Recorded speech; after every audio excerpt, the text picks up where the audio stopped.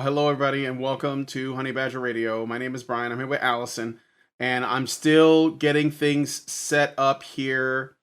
I want to make sure that the people in the vertical can hear me, so I'm just adding the appropriate uh, source to that.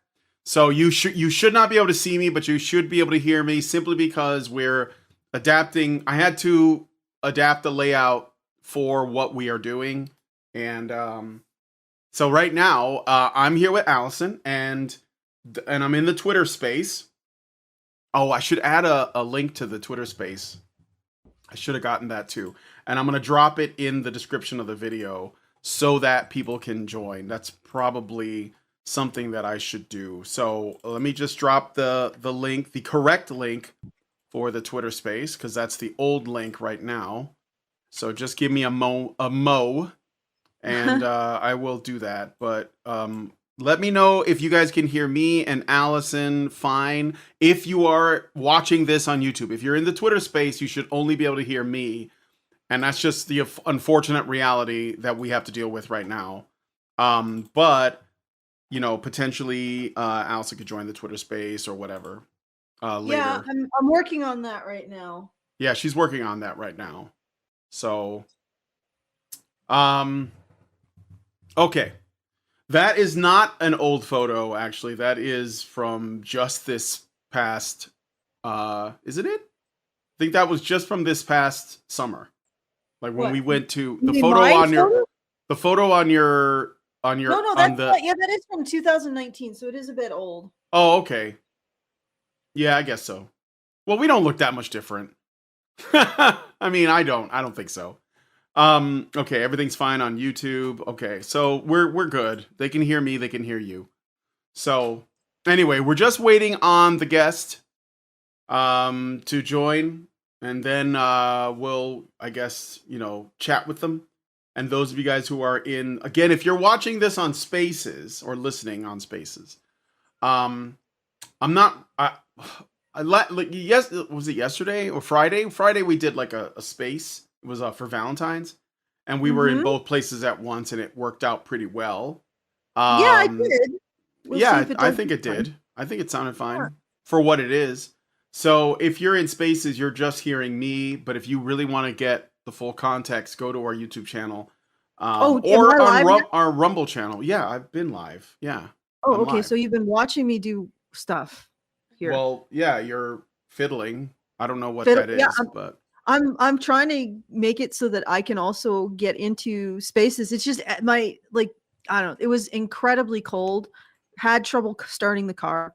Then we are actually having record cold in Kelvington right now, or in Saskatchewan right now.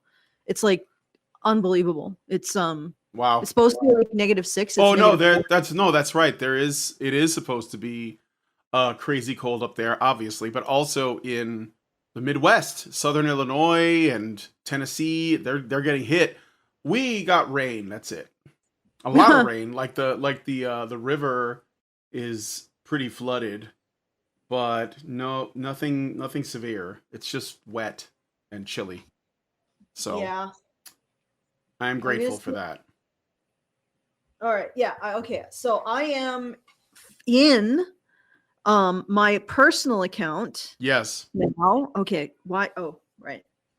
The Macs have this thing where you can share a mouse between two. Come on. There we go. But then it gets sort of confusing because the mouse goes all over the place and I can't find it because I'm looking at one screen and it's actually on the other. You know what I mean? All right. So let me get the spaces. This one, copy, go here. There we go. Now, no, I don't want to boost my account right now. I want to get into here. There we go. Okay. Now I'm going to have to mute this. Yeah, it's already muted. And then I'm going to have to actually, I'm just going to stay muted for now. Uh-huh. Oh, looks like everybody left. Oh, that's okay. They'll join. So you're in here now. Let me turn you into a speaker. Sure, but I'm going to just mute. All right. Should go back here. Well, I should say manage the participants. Oh, that's okay. They'll join. So You you're in gotta here. you gotta mute yourself or Yeah, I something because got I it. hear my voice. Okay. Well, I got it. I got it. All right. All right. All right.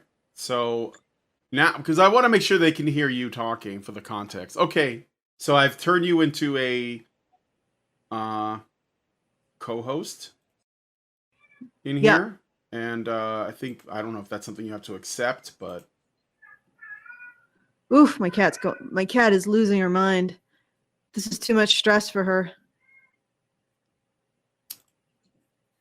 Okay. welcome to the show, people. Gabriel Phelan Lucas says, "Don't fiddle with yourself on stream, Allison." Oh, That's course. terrible.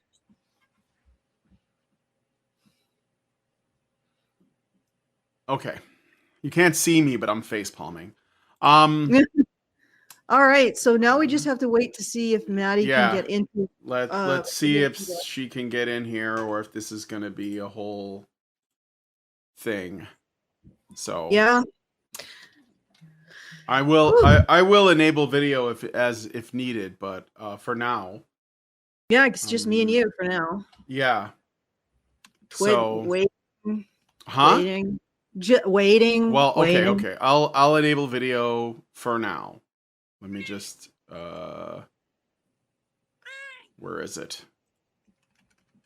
And it uses. oh, right. No, my camera's being used by my OBS because I wanted to have it available as a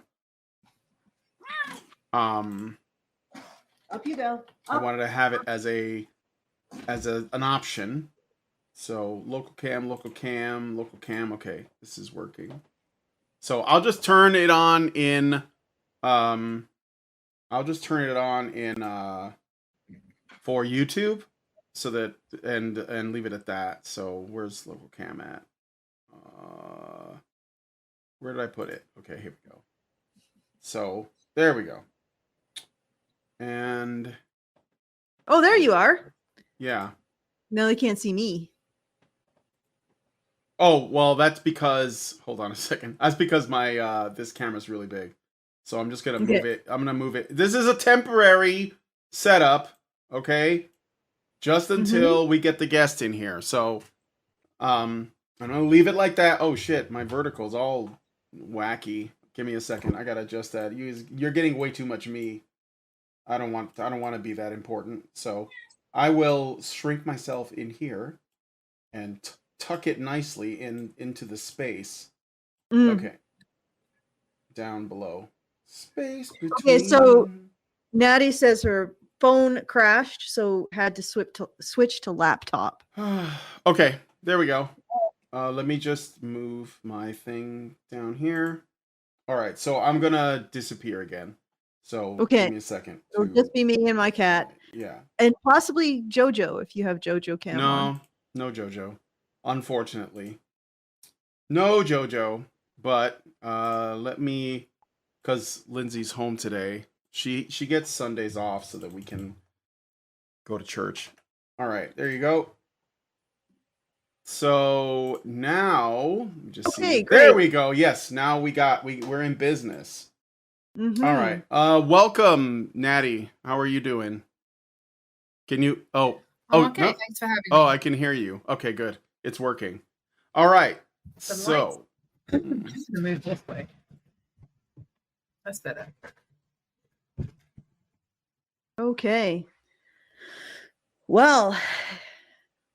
All right, real quick before we get started, I want to let everybody know, if you could, I'd like this to reach as many people as possible. So liking the video or sharing it would be great.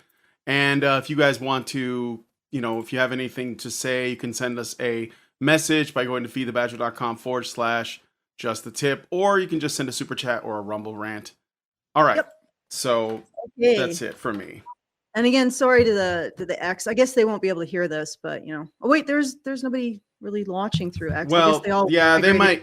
Well, they come and go. So, but all right. So Frank, are you doing a live stream on X? Yep, it's a live stream on X. We're also streaming through our channel, which is what we and we're in Spaces as well, which is the complexity that caused all these issues. Yeah. No worries. I was on X earlier waiting for you, and then I got distracted, but then also I couldn't really log in. So sorry about that. No, that's okay. I still have a little bit, like about 2 hours, so it should be, if even with the late start, we should be. Ooh, we're getting an echo. Are we getting an R4 said that because just now it was a little while ago, but I haven't had an echo since then. So I just heard an echo. So yeah, it seems to have resolved itself. So hopefully it doesn't come back. So what we're planning to do is we'll do like maybe an hour discussion between you and me, and then we will throw it to the X floor and do maybe an hour of that. What do you think? Yeah, sure. Okay. That's Yeah. fine with me. And I guess Brian will moderate, and yeah. yeah. So, Well, Where try do to keep you on topic. How about that? sure. Okay, so I guess choose a topic, Natty. Oh. Well, what I'm doing these days is critiquing gynocentrism theory that you guys generally subscribe to. So we can start with that if you want. Well, first of all, define gynocentrism theory that you are critiquing. So I'm using what Peter Wright's writings, that the West is gynocentric, women-centered at the expense of men. And his theory goes all the way back to the medieval period. Well, that's not very far, but okay. So essentially what your argument is that the West does not benefit women at the expense of men. Or alternatively, that the general attitude is not to benefit women at the expense of men. The general attitude and benefits, is that different to women centered at the expense of men? Well, or is that the same? Okay, so it's slightly different. You could say that functionally people are not able to benefit women, but still want to. Or you could say they want to and they do. So, So which is it?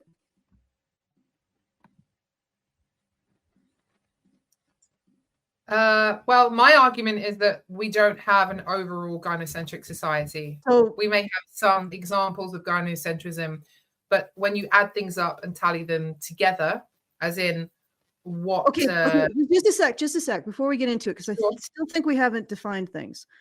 So your problem is that you don't think that so there's two components to this.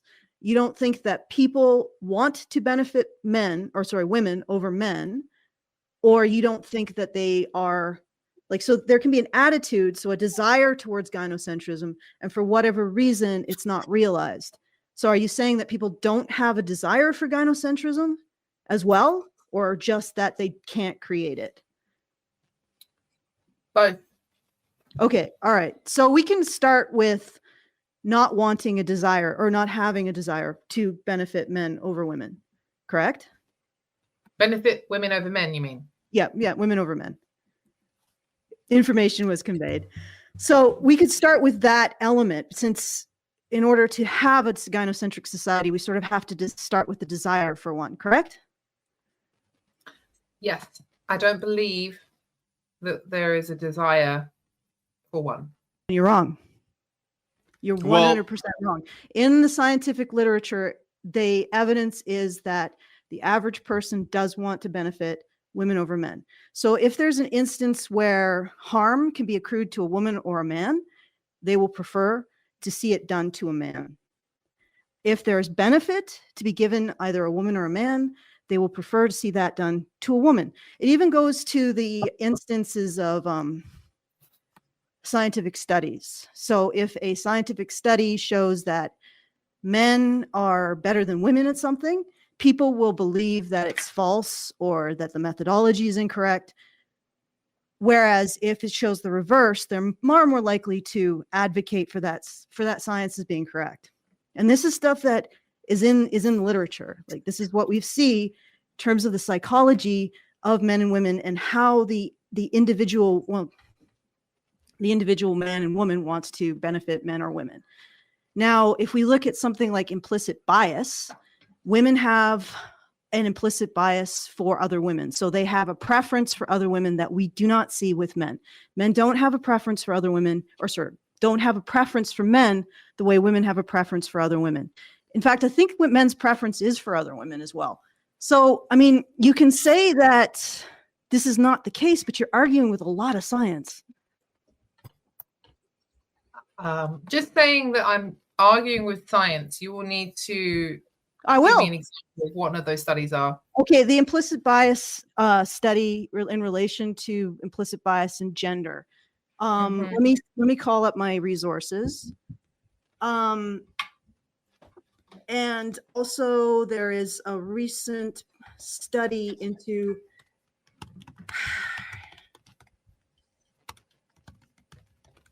you're gonna hear a lot of me typing and not speaking if I have to do this. That's okay. No, I'm not gonna like get you to do it for every single point. I'm not gonna be pedantic like that. But That's fine. I mean, we can sit here and we can sit here in silence while I pull up every single I point. can't. That's fine. I can't. You guys, when you talk at the same time, I can't. People can't make out what you're saying. Go ahead, Okay. Allison. While you Right. look that up, Natty, you go ahead and finish your thought. No, I was just saying I'm not gonna like get her to do every single study that she may be referencing. I'm just saying that saying science says this is not particularly good enough in this conversation at this point. So you're going to need to. Okay, but here's the thing. You are asserting something that isn't proven. Like, ultimately, we have to look at something to make our assertions. Right? We have to base them on some kind of common ground. If you're going to say, well, science is just, we can't, well, then what do we base it on a common ground? There's no point having a discussion. Like, when you say that gynocentrism, if you want to call it gynocentrism, or preference to benefit women doesn't exist, there is substantial science to indicate that it does. There is implicit bias that women have towards other women. If you ask the average person if they would want to harm a woman versus a man, they prefer to harm a man.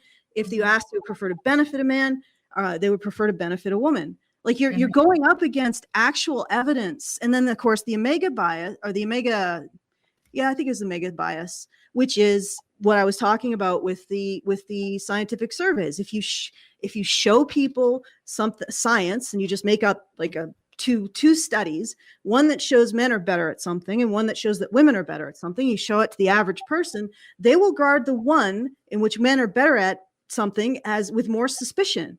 So we don't just prefer to benefit women, to prevent them from harm. We don't just see an implicit bias towards women from women towards each other. We also see a desire to view women more positively than men. And this is all in the literature. And I mean, if you're going to say, well, no, that doesn't exist, that's fine. But that's not a discussion to be had here, Nadi.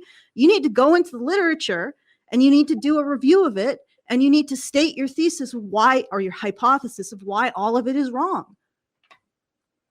Otherwise, I've got a hypothesis why this is wrong, but you got to do it by after reviewing the literature. Allison, let Natty say her piece, because she might not want to talk about it from the perspective of like studies and statistics, because I can understand how there could be some desire to like view those things with suspicion too. So let's hear Natty's case.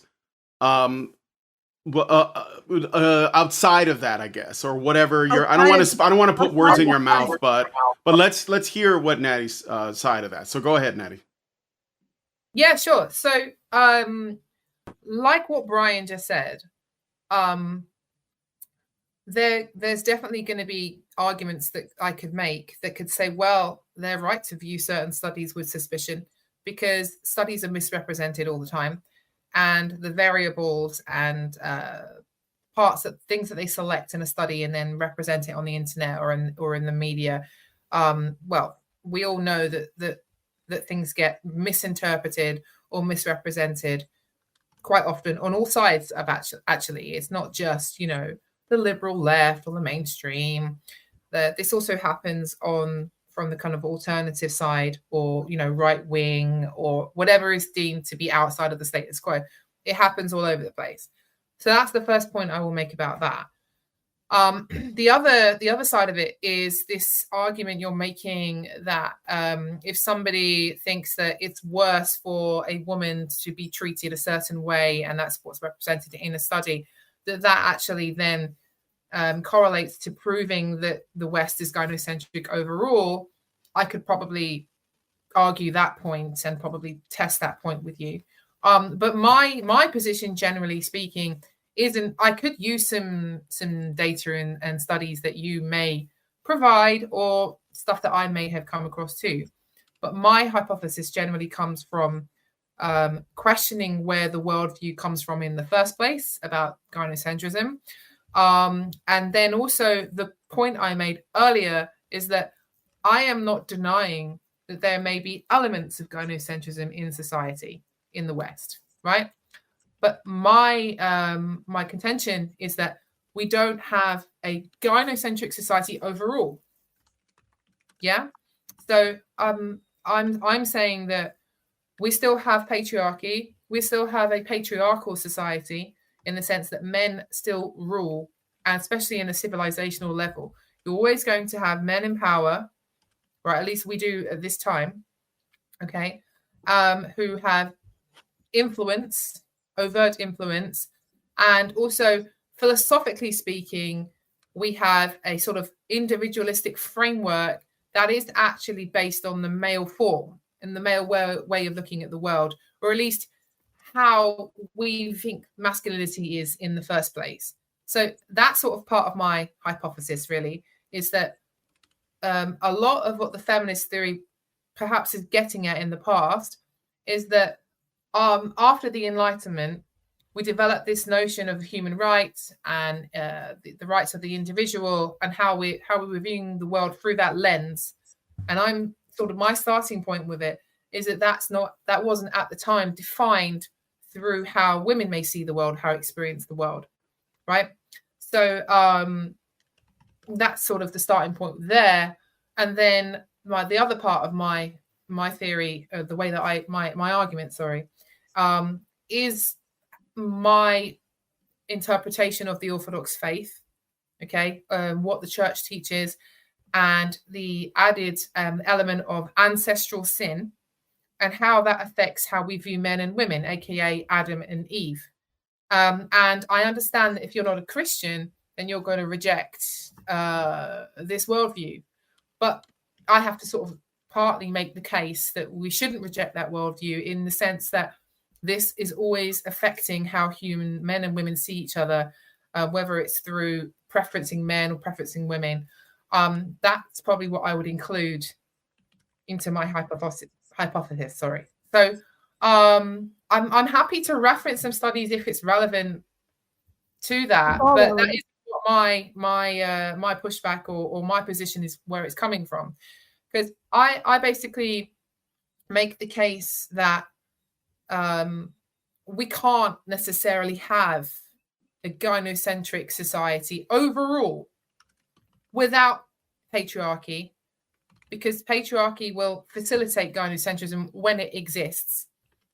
And this idea that patriarchy would do something like that would undermine it in the first place is kind of odd, because you could say that if you had a study that demonstrated female preferencing, then this assumption that means that the man is going to be at the expense of men somehow, I think is very interesting assumption to be made. And the case I would make is that's because you, Alison, and perhaps everyone at Honey Badger Radio, and everyone generally speaking in the MRM, has taken on the gynocentric worldview as a presupposition. So you are looking at it having accepted a conclusion about something in the first place, which then affects how you interpret data, and then start cherry picking and manipulating things that you found to fit that. So I don't know how long you want to give me to keep talking. No, I mean, if you keep talking, you finish, I'll keep writing. You keep talking. All right. Okay. So in terms of how I see things, okay, I think that feminism was correct, yeah, in the sense that it noted that we do have a patriarchal society, in the sense that the rulers are men, we have the rule of men, and we have preferencing of men in a certain way. Like we had women taking men's surname, and we had property passed down through the male line in that way. Okay. And, you know, throughout all the changes we've had that brings us to modernity, and then like this sort of postmodern technocratic era that we're in now, we're now sort of moving into an area where women's rights are being questioned again, even though they haven't been around for very long. And even you could admit that, Alison, I'm sure. But are you asking me a question? Well, I think that was just I'd prefer if you did not impute my intentions while you are having a conversation. Okay, all right, no problem, Alison. Have a discussion on it. I mean, no, I mean, Sure. you're saying that the tone of your voice is extremely snarky, but you're having your. Yeah, I am a little bit snarky. I agree. You're stating your hypothesis. We're giving you the room to state your hypothesis. I'm merely taking notes so that I can start formulating my rebuttal.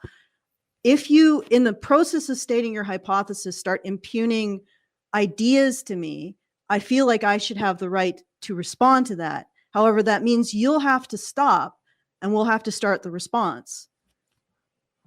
Okay, So, fair enough. I won't do that again. Duly noted. And please, no more snark.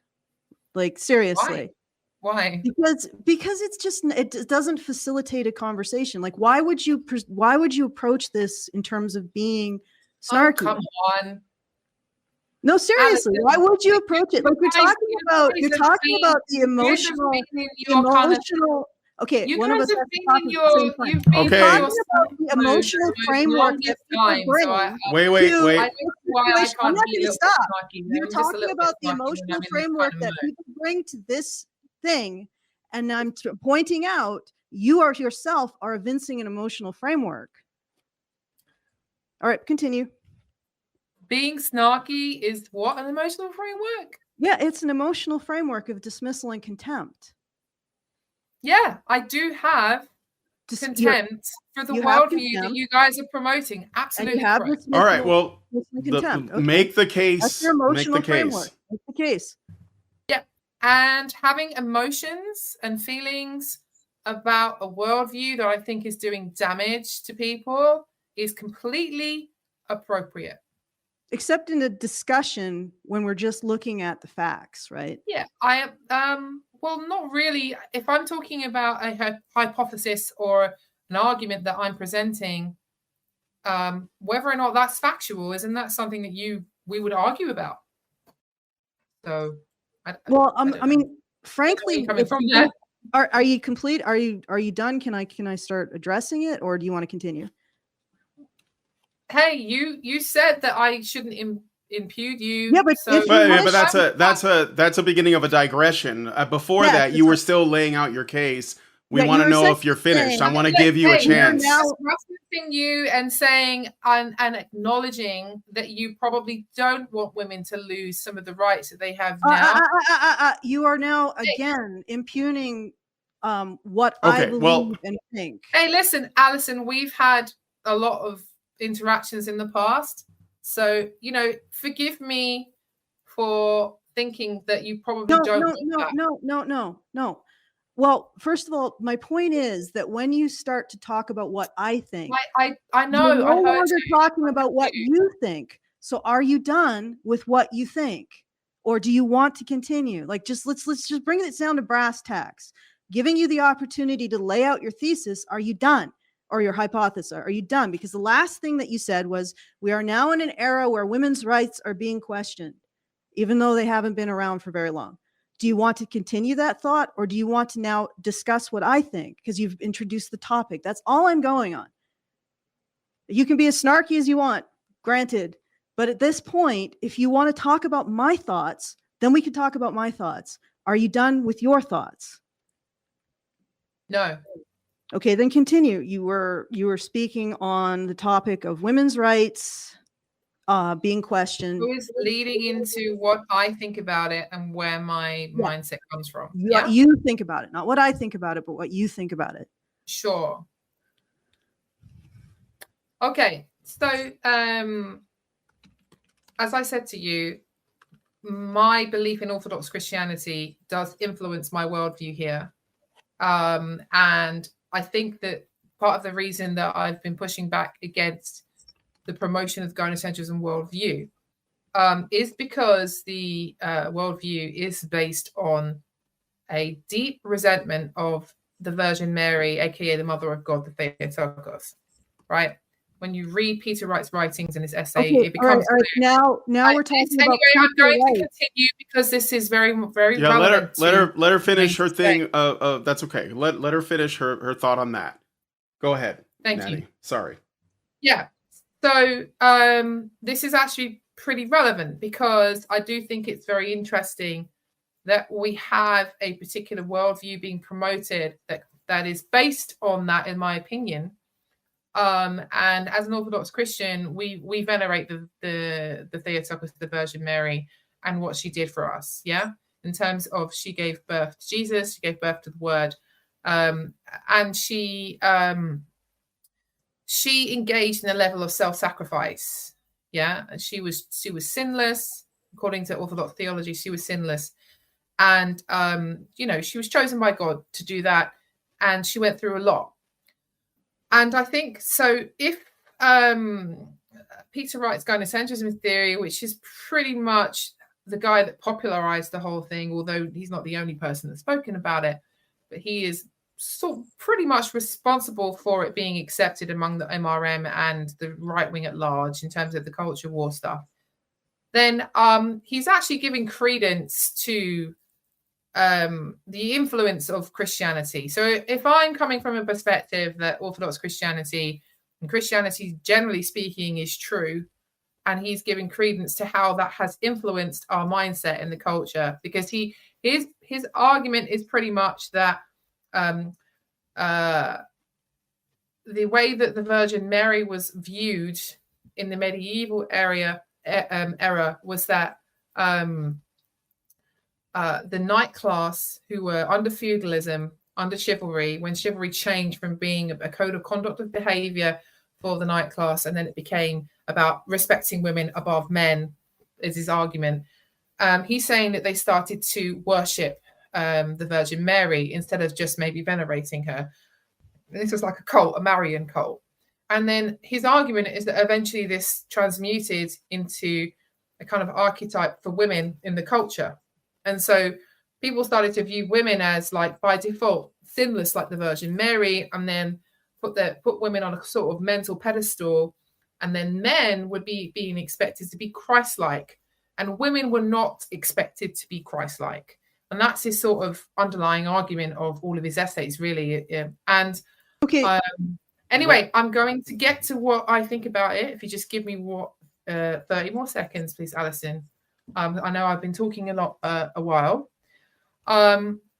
So he's sort of comes out at the end of that by saying, hey, women have not been expected to be Christ-like in this kind of servant leadership, or kind of like a self-sacrificial in the way that, generally speaking, it's understood if you're a Christian, you're supposed to be Christ-like and take on a kind of sacrificial way of being in service to others.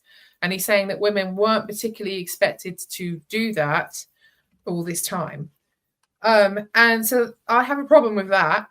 But where I'm going with this is that in Orthodox theology, and generally speaking in Christianity, although not all of the different Protestant denominations necessarily will agree with this at all, that when Adam and Eve were in the Garden of Eden,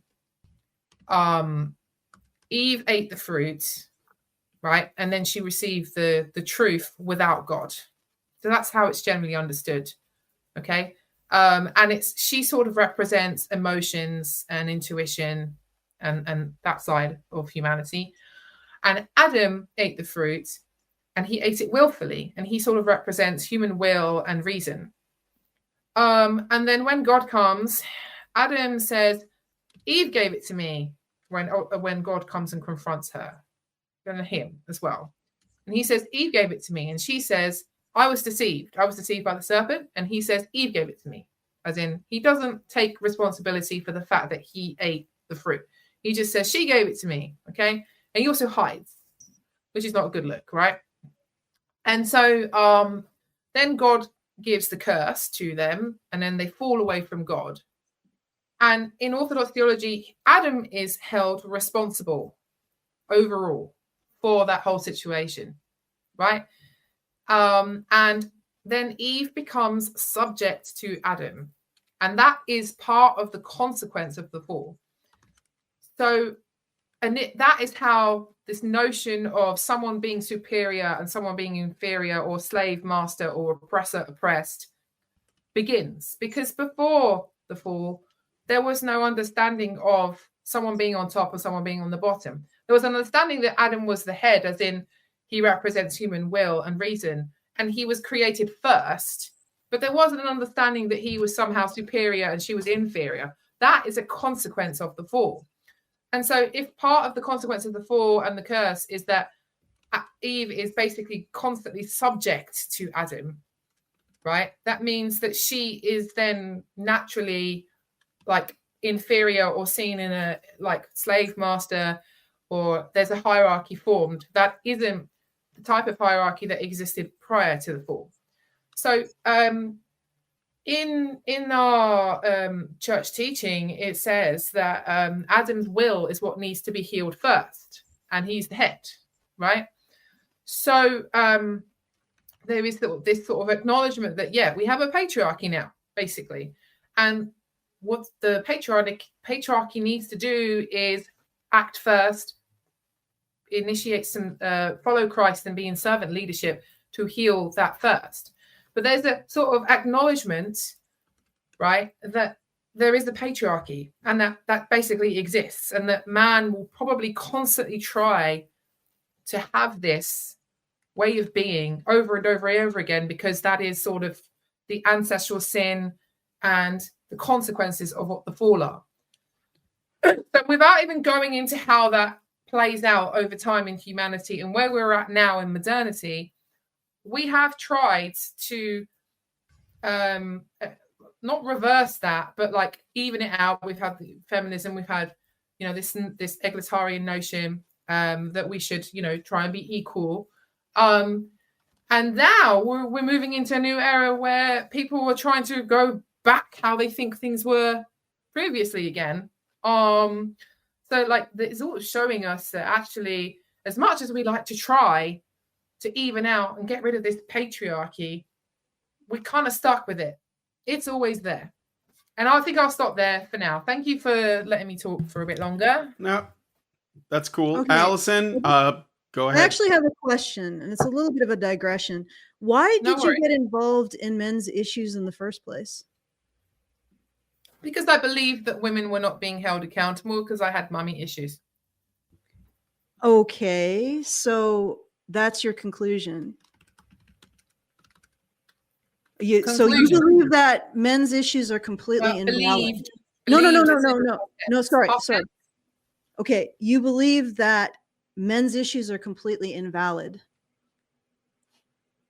No, I never said men's issues were completely invalid. No, but you said that you think that you got involved with these issues because of an emotional reason or an emotional flaw that you've since presumably resolved. So doesn't that leave all of the issues as invalid?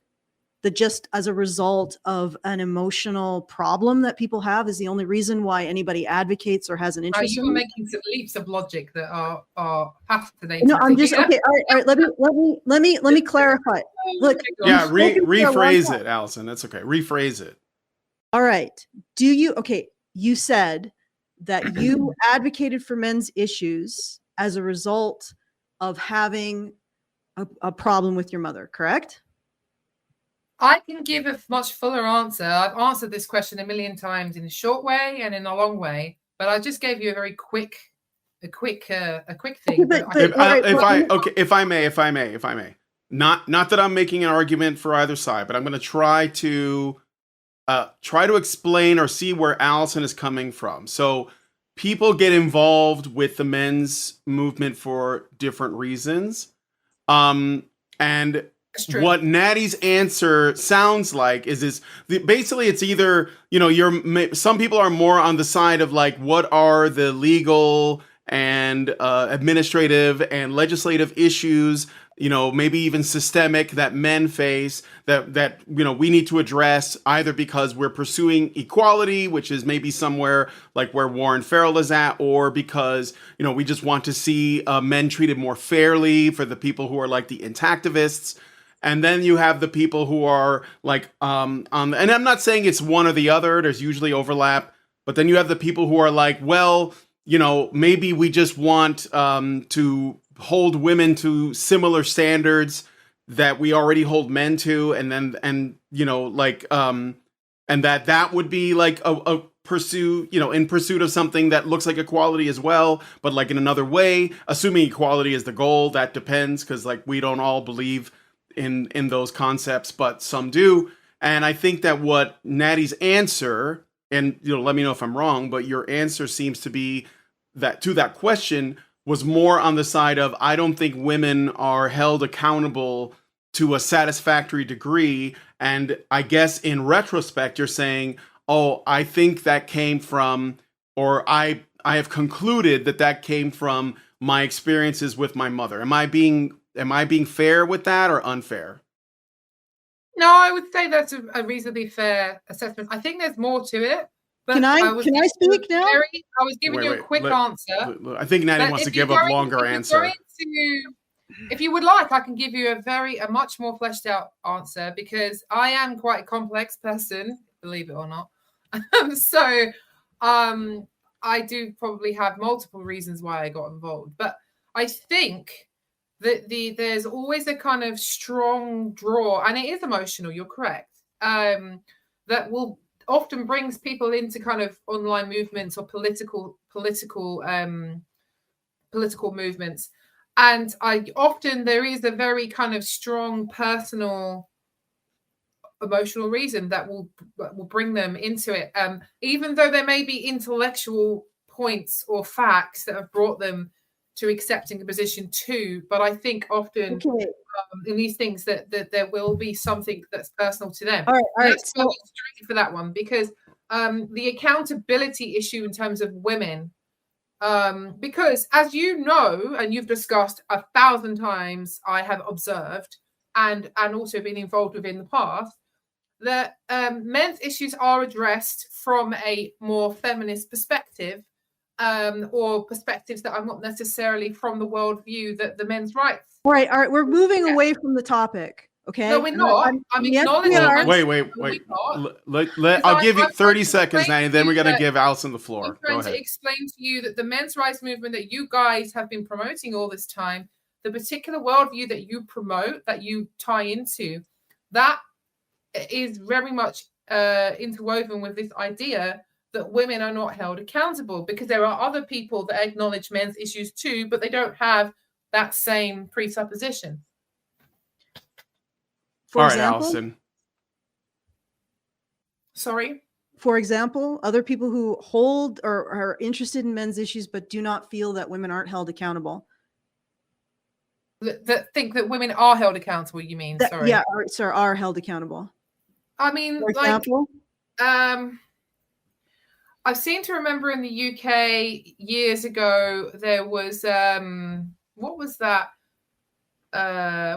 kind of charity that acknowledged men's issues, but men's rights people like you, I'm not saying you, but like you maybe, would have critiqued and said, oh, they're coming from a more feminist perspective, and so they're not acknowledging issues properly. There's a lot of, a lot of like services for men are usually operating within the feminist framework, and like the Good Man Project, the Good Man Project, for example. Yeah. But that's something you guys have discussed ad nauseum, Okay, the feminist framework is that men are ultimately responsible.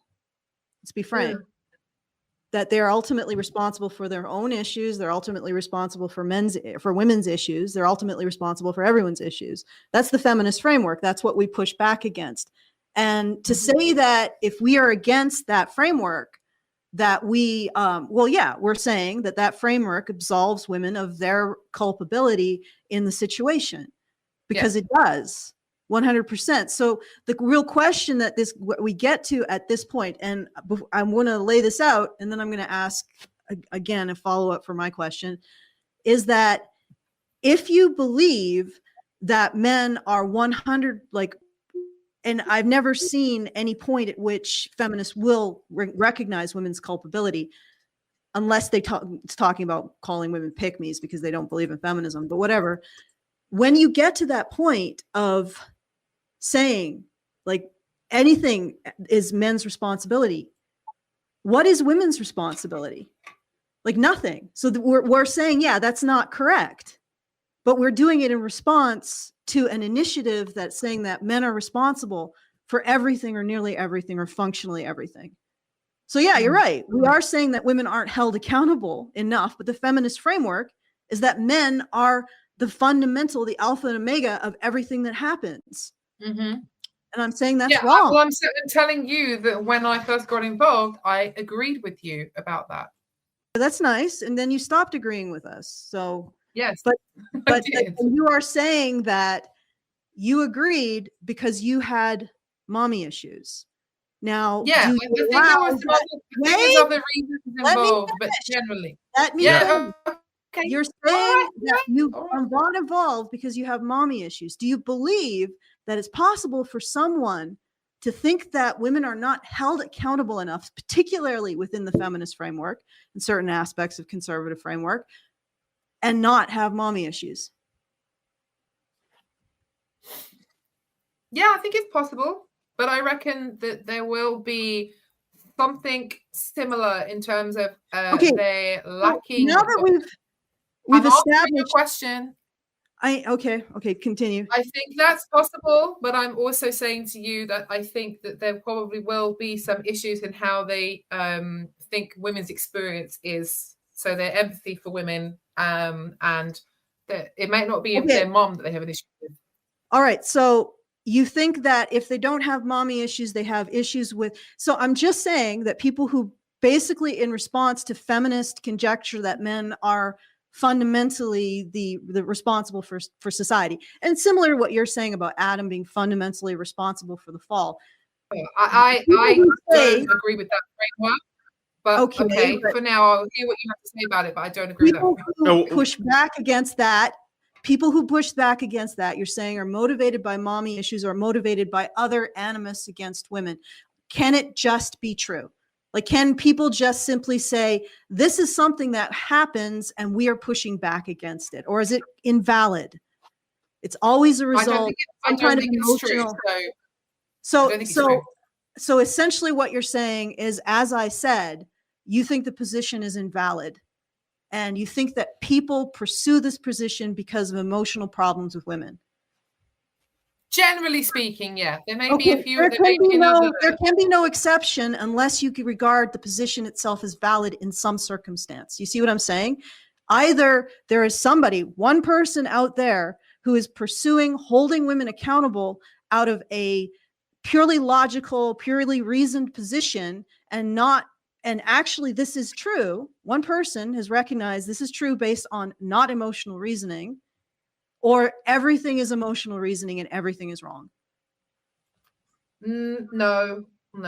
Okay, but I mean, ultimately, maybe I'm saying this wrong. Let me rephrase it. Wait. Okay, we'll get Allison.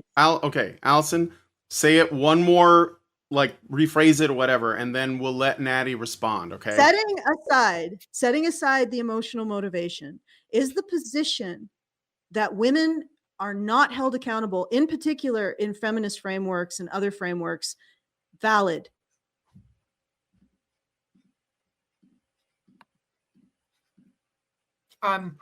You've lost me there. I'm sorry. Setting aside people's motivations for coming to that conclusion, is the conclusion valid? Right? I don't think the conclusion's valid. So you believe that there is possibility somebody who hasn't come to this from an emotional reasoning, but for flawed logic. essentially. So we're back at the discussion of the evidence, the discussion of the logic. No. I can give you how I don't think that humans operate without emotions influencing them at all. I don't think that's possible. Especially in terms of investing in an ideology or a political movement. I don't think that humans operate that way. I think that there's an intersection of your emotions influencing and motivating you to be biased in one way or another. I don't understand. So I reject this notion that we can be 100% rational at all times. That's just not possible. Okay, so how do we have a conversation then? If we are all influenced by various emotional factors, where do we come together with any kind of agreement? Well, we use both. We use reason and emotions together. Okay, so we're back at reason. Like, how do you use emotions in order to, so explain how you use emotions to benefit this conversation. How about? Well, I could empathize with you if you're making a point. If you're telling me a story about something that affected you emotionally, then I can use empathy that will help me to empathize with you and maybe try and feel some of the emotions that you're feeling. That can help our conversation. Okay. I mean, the thing is that we're talking about an observation of reality, however. So wouldn't, like, this is as close as we can get to a collective experience. So wouldn't statistics, wouldn't studies be more accurate? Well, my position is that we would use both. Okay, but all right. So because when you use studies and statistics, you can't always trust that you haven't got rid of enough of your bias, your perception bias, the conclusion that you may have, the presupposition. How do you get rid of your perception bias? What is the functional process by which you get rid of your perception bias? That's a good question. I think by acknowledging that you have it in the first place. Yeah. And I suppose working over a period of time to try and make sure. Do you feel like you have a perception bias right now?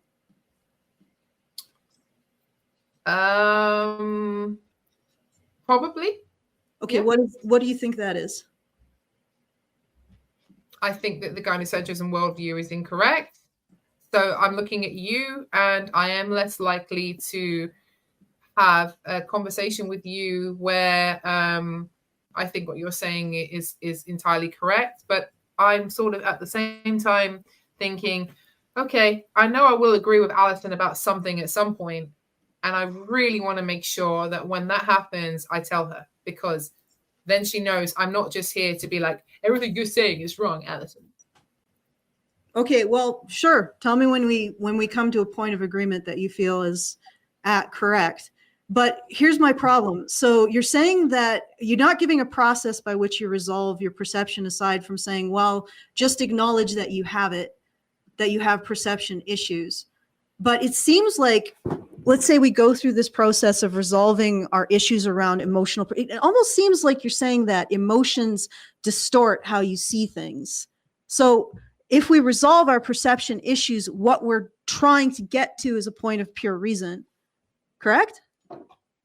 I don't think trying to get to the point of pure reason is a worthwhile goal, because when you say that you have perception, hang on a second, Alison. So in terms of the worldview that I'm operating from, that I believe is true,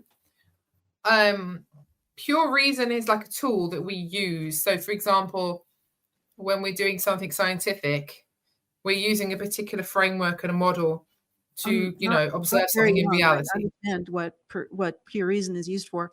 But I want to get. Okay, so what I'm trying to say to you is that in terms of interactions with other humans, I don't think it's a good idea to try and get to a point where you're just using pure reason. And You yet are not a you're saying hang that. on a minute, Alison. You are not a machine I'm trying to use or trying to observe something in a scientific experiment. You are a person with a soul, with biases. Yeah, that's my business, though. Honestly, that's my business. Well, now if I may, really quick. Let me finish. Let me finish. Okay. Okay. My point is that you are talking about perceptual problems as a result of emotional investment in this, that, or the other. So if you are to get to the truth, don't you have to resolve those perception problems as a result of your emotional investment in things? I mean, because that's what you said. You said that. Yeah, I know. I understand what you're saying. But I'm operating from a worldview that's influenced by Christianity, Orthodox Christianity, and so therefore there is a thing where we believe that the truth comes from God, and it's more revelatory rather than observable in some instances. In instances of like looking at the material world and kind of in a scientific way, sure, but we acknowledge that there is more than that. There's a spiritual realm, and God does communicate to us sometimes. And so I'm not trying to like be an apologist here. I'm just trying to explain that I am not coming from the same framework as you, I think. So I'm just saying that the Adam and Eve story is quite interesting. Yeah, because and I know that you think that you're coming from a different framework. I suspect you think you're coming from a superior framework. Whereas, like, as I said, I don't believe that I'm superior to anybody because I'm a sinner. So. Oh, okay.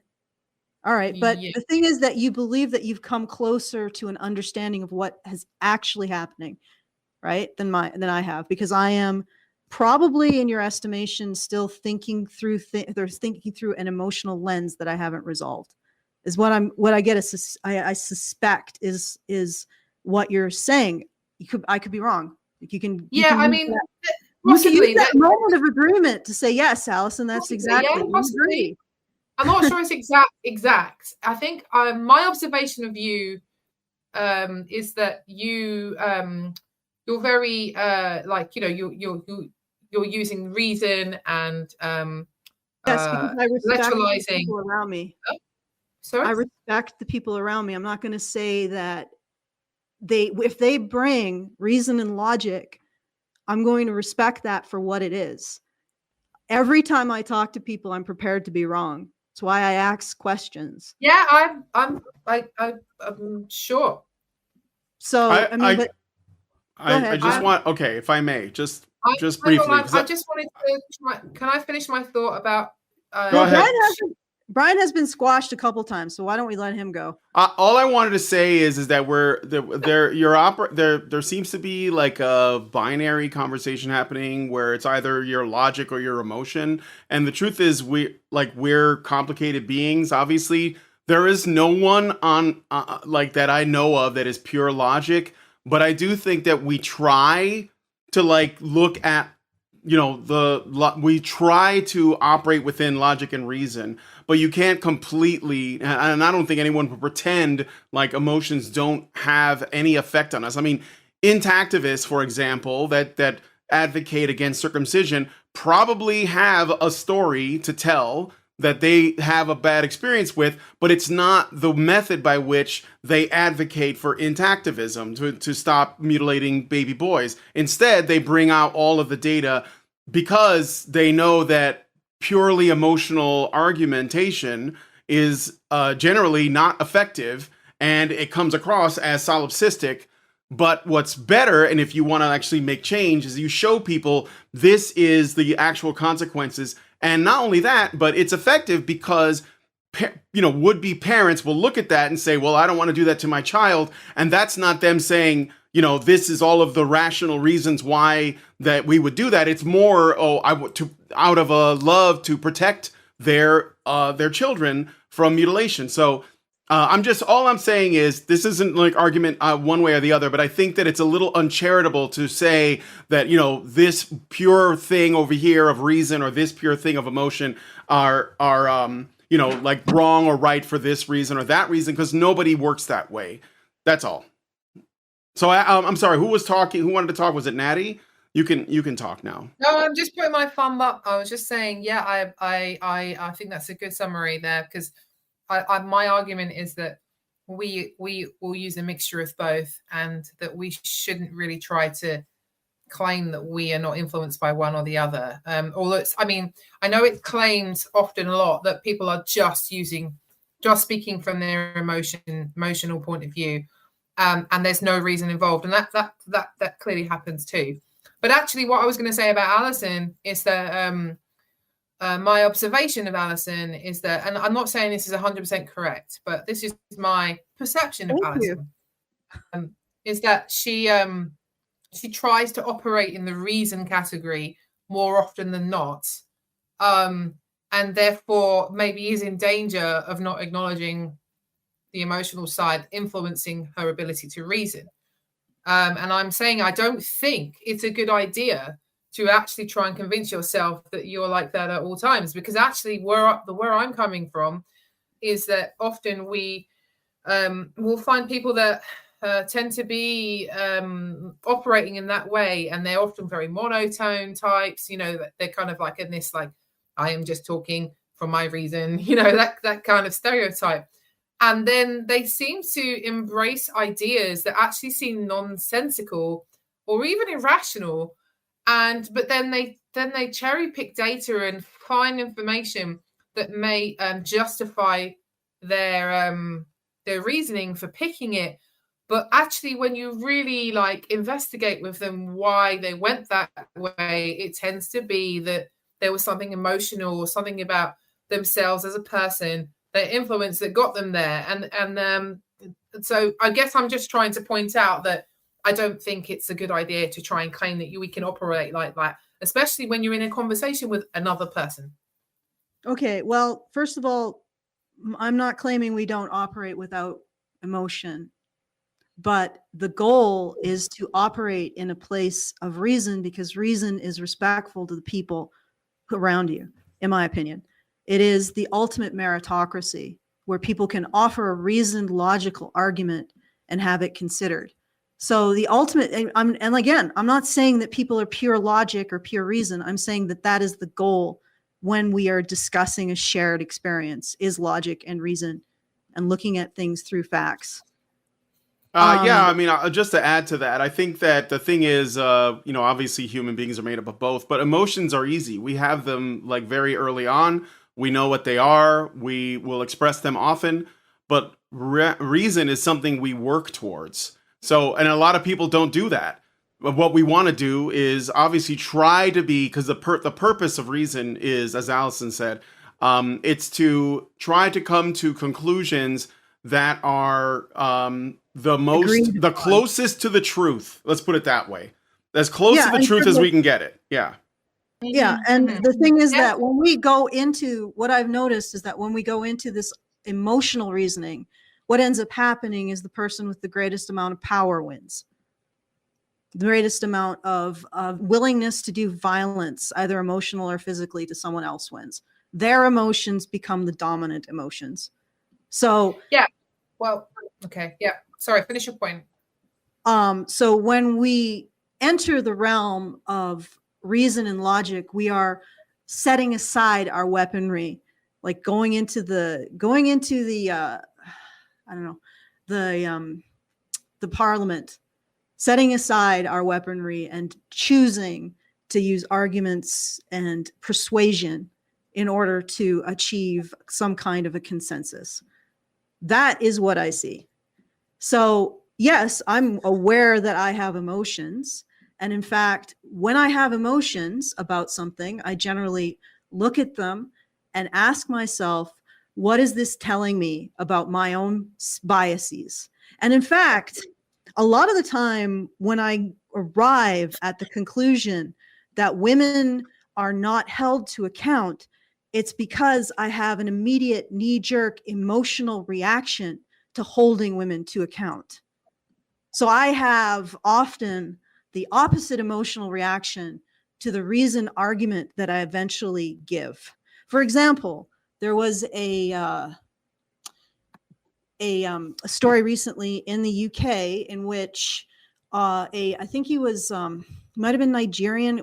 He was definitely African, an African immigrant who approached a woman, an American tourist, on a train station, grabbed her ass, and she brandished a knife. He ran away, and in the ensuing scuffle, he ended up being stabbed to death. Now, my immediate response was, get rid of the fucker.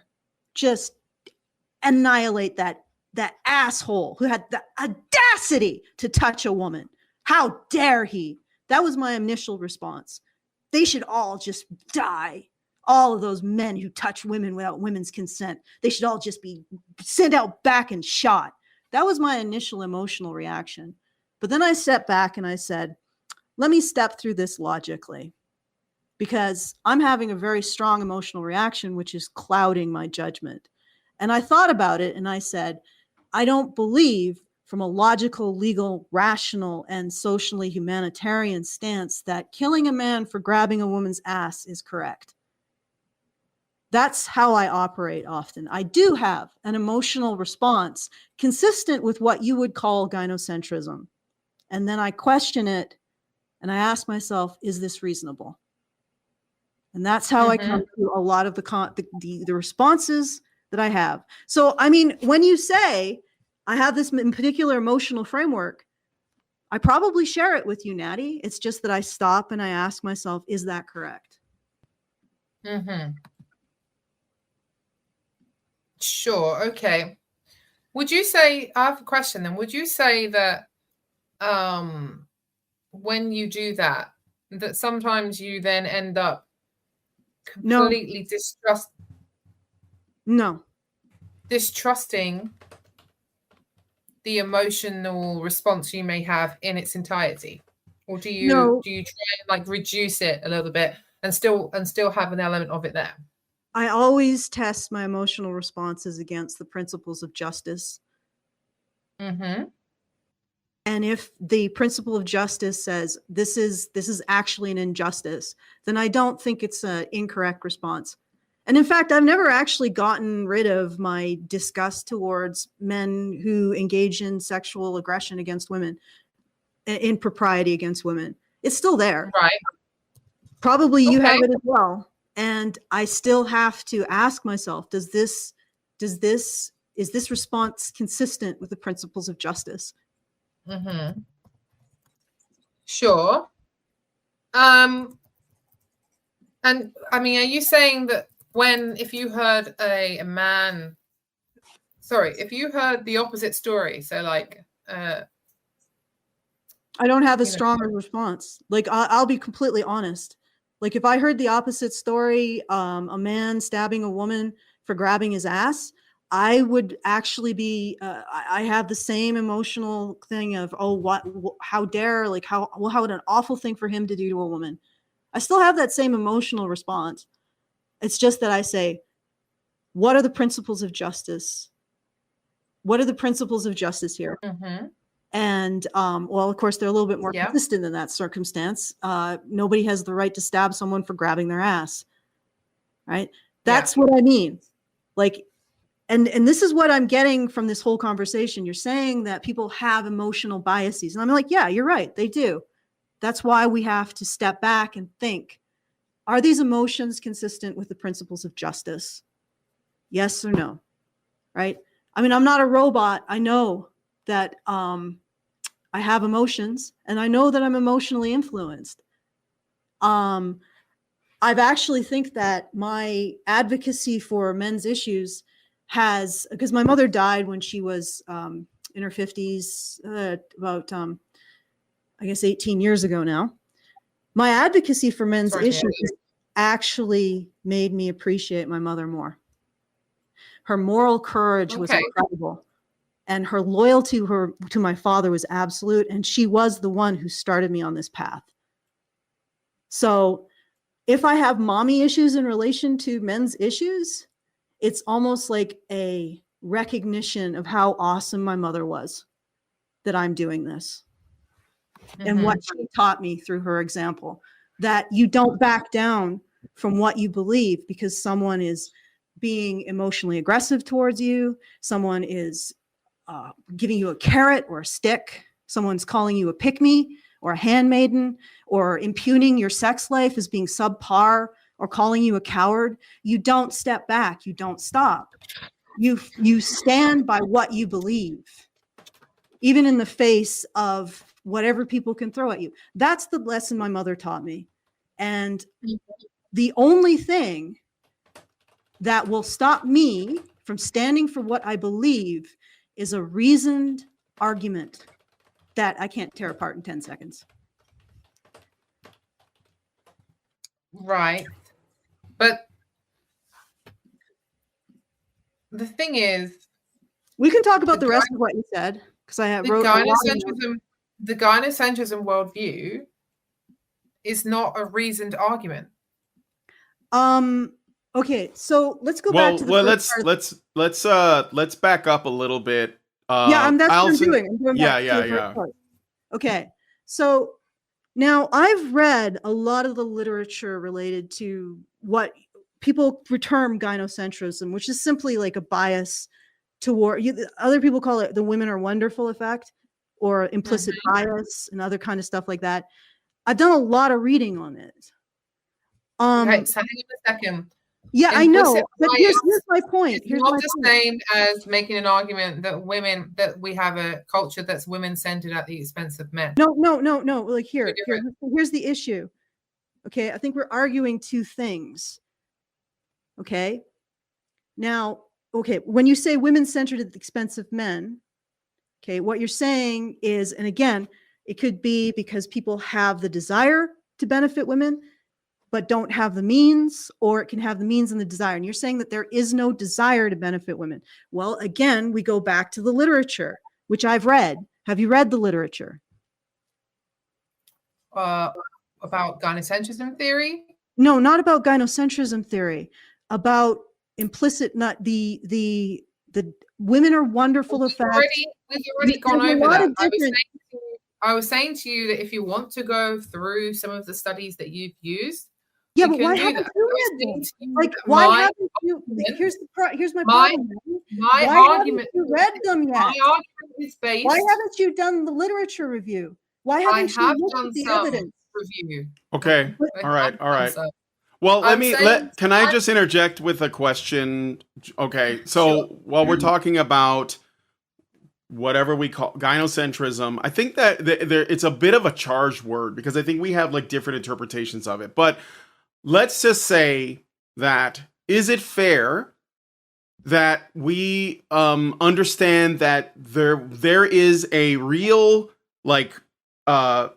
valid reason why a woman's safety and security is more important than a man's? However you feel about that, irrelevant, right? Like, if you think it's unfair to men or whatever, or you think it's overstated, does it make sense that women were given priority in terms of their safety and their security, and it was men's job to do it? And this is not a gotcha. I'm just saying that because sometimes when people talk about gynocentrism, it's framed in this is not fair and it should not exist.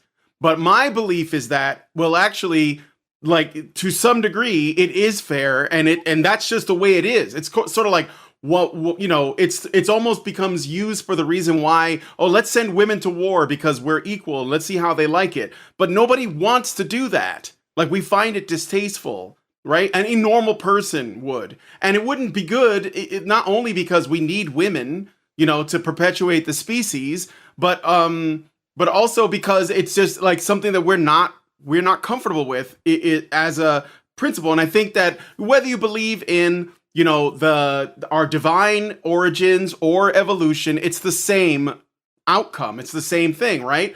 So I guess what I'm saying is that if you disagree with gynocentrism, but we agree on the let's say what appear to be the characteristics, which is that men put, like, our society makes an effort to protect and provide for women so that they survive and reproduce, because that is in our nature to do that, then, like, I don't know, like, we could be talking, or you guys could be talking past each other a bit. You know what I'm saying?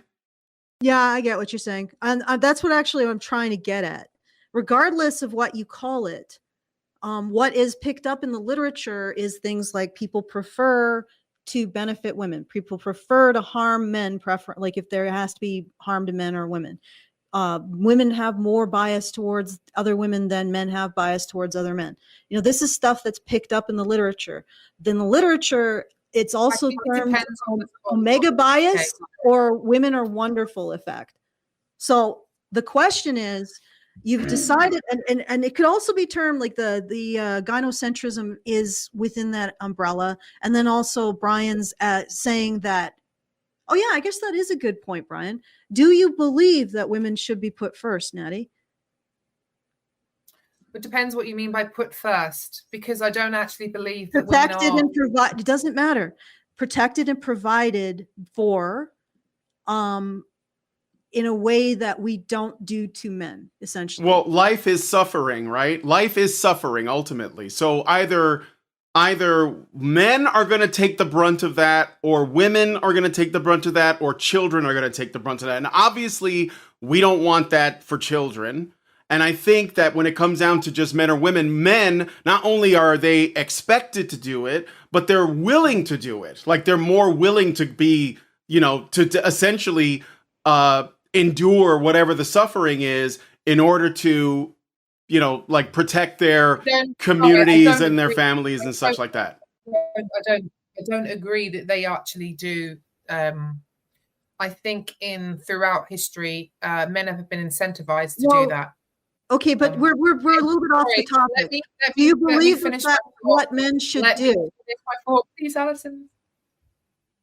We're off topic. Do you believe that what men what men should do? What Brian said. You're saying that you understand they didn't do it. Hang on a minute. What is it? Can you close the door, please? Okay, come here. Do I believe that men should be doing that for women? Is that what you're asking me? Yes. Okay. You know what? I don't think we should continue. So, like I said to you before, let her finish. No, Allison, let her finish.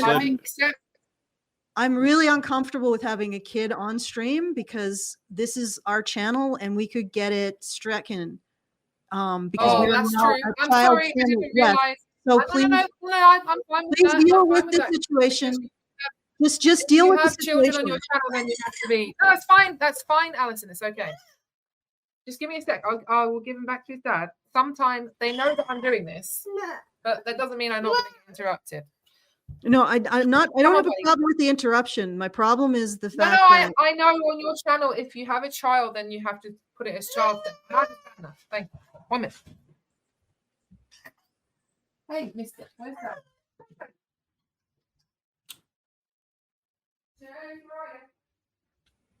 All right.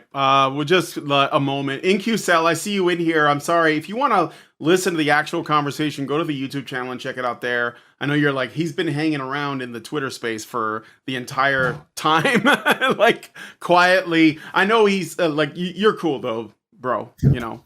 Sorry, I apologize. I didn't. It's all right. They're watching Star Wars. It's okay. You can't help it. If you're watching Star Wars, you don't leave. You know, if you're a kid and you're watching Star Wars for the first time. But he is the youngest. Anyway, let me keep going. So, what was I going to say? Do you believe that is? I think that the question was, do you believe that women should be provide, not whether or not it's happening, but do you believe that it should be the case? I guess. So they should be protected and provided for, or like, is that specifically what you're asking? Or actually, can I get in here and actually ask it in relation to what you were talking about during okay, sure, where you were laying down your thesis? Mm-hmm. Do you think that men should take responsibility for women's actions? No. Okay, in what circumstances do men not take responsibility for women's actions? I don't think that men take responsibility for women's actions No, now. no. Do you think they should? No. Not do you? So you No. don't think they should. So the situation now is good. All right. I mean, the situation now at this particular moment in our culture, in both the UK and the US, I would say that there's generally a kind of egalitarian, relatively equitable, in terms of like who's being held accountable or who's been responsible. I still think that there's issues with how patriarchal attitudes, and I do think that. Hang on, Alison, my gosh, please. I do think that there are elements of gynocentrism, but overall, yeah, I don't think that we have a gynocentric society overall. Okay. Yeah, like as a kind of What I wanted umbrella to know overall. is what- Anyway, so let me try and finish what I think you're getting at, right? In my worldview, Adam, as in man as in Adam, right, has headship, and headship is not necessarily about being some kind of dictator. but that's not the question. Hang on, I'm going to answer your question. Let me get it out. He's not a dictator, but at the same time, he is not like just taking on all of the responsibility, like Peter Wright claims in his writing, where he is like literally laying down and taking on everything that a woman throws at him, and taking on all the responsibility or accountability, sorry, is the right word, for actions that she may make. I don't believe either of those two positions are what we should be striving for at all. Headship in Orthodox Christianity and Christianity generally speaking is that if Adam is submitting himself to God and to the virtues and the framework that Christianity gives him, he is leading in service. So there's this term servant leadership, okay? But he's in service to God, right? And to be in service to God, you need to be in service to everyone else around you, because as a Christian, you're supposed to try and put other people's needs first, because God's given you mercy, God forgives, and so you forgive others, and you're following God. You're following what Christ taught you from the New Testament. And women are supposed to be doing the same thing, but the difference is that Adam is doing it first because he's the head. There's headship, okay? And headship is not about. Please don't interrupt me again, please. I know, but you need to not interrupt me again. I have told you not to do that, okay? I love you, but I can't have Micah here. Sorry. No, just go and tell Daddy that. I know, but you need to go and tell Daddy that, please. I can't, because you can't have children on her street, and she's going to get mad at me if you come again. Okay? I love you. Thank you. I'm sorry. Well, maybe we should just continue another day. Yeah, we might. Okay, finish your point, but we may have to wrap this up soon because the babies are getting restless. Very soon. Okay. Yeah. All right. So no, he'll be fine when he realizes that he's got Daddy. Yeah, and he loves Daddy. Anyway, so what I'm trying to explain is this. I don't think that the kind of more worldly example of what kind of like headship looks like. Oh my gosh. Okay, I think that this is really just not going to really functionally work at this point. I think that she's just has too many responsibilities at this time. But what I was trying to get at with that is we can talk about women, men protecting and providing for women. One of the big things that seems to be the point of contention is men taking responsibility for women and women's actions. Right, I've locked my door now. I actually have a lock on the door, so no problem. All right. Okay, so what I'm trying to say to you is that this kind of idea that you need to choose between these two extremes is something that I'm just trying to challenge. I'm saying that Adam having headship, or men having headship in general, it's not based on this idea that the woman doesn't have any responsibility and that she is not held accountable for any of her actions, because she has her own domain, and she also is trying to help Adam, because she's also trying to provide, to be in service. So let me give you this teaching that I always quote when I talk about this. In the New Testament, there's this exegesis idea that observation, that Jesus is the prophet, the priest, and the king, right? 3 different roles. And if we are to follow and be Christ-like as Christians, then we have to fulfill those 3 roles at some point in our lives, right? And and this sort of follows a kind of transmutation of the Holy Trinity, which has 3 persons, there's 3 roles, right? In that way. And so the Adam starts off with the kingly office, right? That's his primary office. He fulfills the kingly role, all right? Okay. And then Eve starts off as the woman starts off with the prophet office, okay? And a prophet is someone who's a truth teller who receives revelation from the Holy Spirit.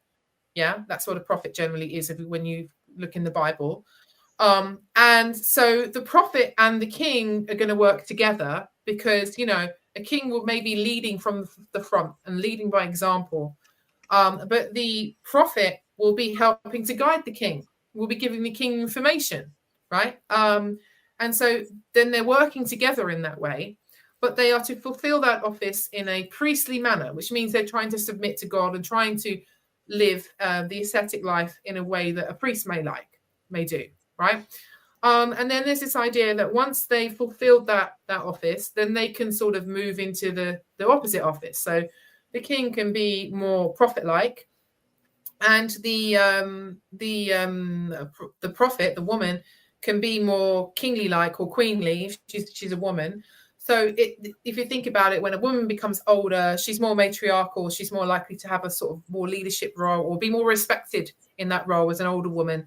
A man, when he becomes older, he's more likely to become, he's going to become wise, which is where this kind of wise old man stereotype comes from, right? And then you fulfill that in a priestly manner. The reason I'm bringing this in is I'm trying to say that I think as part of our fallen state in humanity, there is this idea that men should be leading by example and should be leading from the front, and maybe should be sacrificing themselves for others in that sense, right? Because they should be kind of kingly in this way. And I think this is something that God tells us, but because if you're not a Christian, you're not necessarily doing it in submission to God. It's just something that is there, something that most of us have a bias of, that we experience. Yeah. And so the other interesting part about this, and this is what links to Peter Wright's gynocentrism theory, is that his theory, as far as I'm concerned, is based on this deep resentment about Mary, the Mother of God, the Theotokos. We're on talking about Peter again? Hang on a second. It's relevant to the point. He dismisses the fact that she said yes to God. The Holy Spirit put Jesus in her, okay? Then she went through a process, a self-sacrificial process to give birth to him. And then when he was alive, she was also doing, she sacrificed too, right? So there's a sort of complete dismissal of the fact that, yeah, a man may be expected to be leading from the front in a kind of charging from the front type of way. He may be fighting in a war. He may be doing things in a more physical manner, maybe, okay? But then there's this complete dismissal that a woman may be actually her sort of prophet-like role actually is linked to the fact that she may become a mother, and there is a level of service or sacrifice involved in that. And those two things are, in our society, I don't believe, are deemed to be equitable or co-equal, right? So they're not the same, but they're equal in status. Yeah. So I'm trying to, one of the reasons why that I dismiss the idea that we're gynocentric overall now is because our culture does not value that aspect of womanhood in a co-equal way to some of the because more... it's sacrifice and responsibility. Huh? Like that you are describing the Marian example as sacrifice and responsibility. It's probably why the monks of Mount Athos, did I say that right, Brian? Yeah. Say that Yeah. the only woman who's allowed to enter their monastery is Mother Mary, because she represents an ideal She's of not sacrifice and responsibility that no woman can truly live up to. Mm-hmm. No woman can embody. Well, in the same way that men can't live up to Christ, but they work towards it. Yeah. Exactly. Yeah, they work towards it. But I think from talking to Peter, which I occasionally do, and I'm probably putting words in his mouth because we do disagree. I think that he has no problem with the Marian example of responsibility and sacrifice. His problem is that he doesn't think women are held to it. And this is going back to the entire argument here. The whole argument around women's accountability. I mean, as I was listening to you, it occurred to me, maybe this will sum it up concisely, is we as a society do not hold women to the same level of account for their behavior towards men as we hold men towards their behavior towards women. And I mean, we can have a discussion on whether or not that's the case. I mean, I can cite the statistics regarding how we sentence women for crimes against men, whether or not we even think about women's crimes against men, or just simply excuse them by saying, oh, they're allegedly fewer of them. And et cetera, et cetera, et cetera. But that's what it all comes down to. It's the perception. And then I can quote, and then I can mention the terribly low rape conviction rates, that they don't seem to be able to have worked out a way of actually convicting rapists properly. Oh, that is, are you talking about in the UK? All right, here we go. I'm going to give you a resource. The conviction rates of rape in the UK are actually a half times higher than any other crime. And that is, well done. That is on, and in the US, the conviction rates for rape are 4 times higher. Like the conviction rate for a reported violent crime, most reported violent crimes is about 2%, might be 2.7, so don't quote me. The conviction rate for sexual assault and other like contact sexual crimes is 8%. So once it's reported, that's the conviction rate. So this is absolute nonsense. And where it comes from is feminists are taking the rate at which people respond to questions on an anonymous survey, which is, have you been forced to have sex in the last year? They are often lumping together the male respondents with the female, getting a total population estimate, and then comparing that to the rate of convictions of rape. That is completely dishonest. Now, I can get you that resource right now. Okay, so when I was doing men's rights activism stuff, and I interviewed Barnet Survivors Limited, who specializes in working with men who've been falsely accused, he said to me, the biggest issue overall is the rape conviction rate, that it needs to be higher, and that prevalence of rape is more than what he sees in terms of the conviction. That's fair enough. Wait a minute. Male victim? Hang on. Wait, let Natty finish. But I do want to say something to that after. Even though you could say that he actually has a bias in favor of the other way, to say that there's more false accusations and that there's an issue with false accusations, you could even claim that he's actually coming from a biased point of view, and he even says that there's an issue there, right? And the amount of sexual assault that, if you just do surveys, and we could even go into whatever, right? When you actually find out the prevalence of sexual assault and then rape, those two together, yeah, you find that they don't get reported as often as they should. And that's what he's talking about as well. He's saying that that a lot of women won't go through the trouble of reporting them. So the reason I bring that up is I'm trying to say to you, I recognize the criminal justice gap data. I haven't rejected that and saying that that's completely incorrect. I'm saying that, well, you've got that, and then you've got the sexual assault and rape issue, and then you put them together and you're like, okay, well, this kind of evens each other out. It doesn't.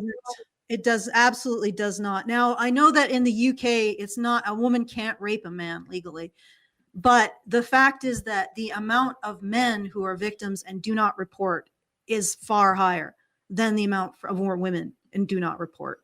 So we're looking at a system that when women report, actually preferentially they see justice. Now, maybe they don't want to report for whatever reason. That's on them. It's their decision.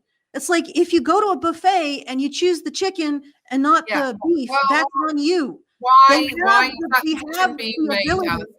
Sorry, what? Why should the decision be made? Because criminals exist of both sexes, and that's probably going to. No, I'm saying why is the decision that the woman is not going to report probably the rape because feminists have told her that she's not going to get justice. In fact, we've heard examples of that in our own show. No, I'm sorry. That attitude existed before feminism. Well, but also the conviction. Did we have data before feminism? Yes, we do have data before feminism. Before which incarnation of feminism? Before feminism.